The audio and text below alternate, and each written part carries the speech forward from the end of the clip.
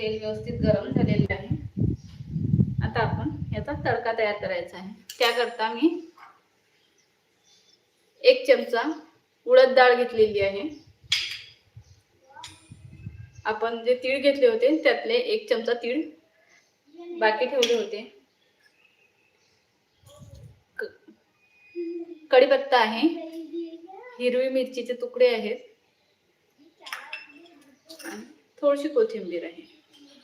तर यामध्ये आपण सुरुवातीला मोहरी घालायची आहे। पहिल्यांदा जिरे आणि मोहरीची फोडणी घालायची। तेल व्यवस्थित तापलेलं आहे। 1 चमचा मोहरी घातली, त्यानंतर 1 चमचा जिरे घालायचं आहे। यानंतर 1 चमचा उडद डाळ आहे ते घालून घेतली। ही उडद डाळ व्यवस्थित परतवून घ्यायची आहे।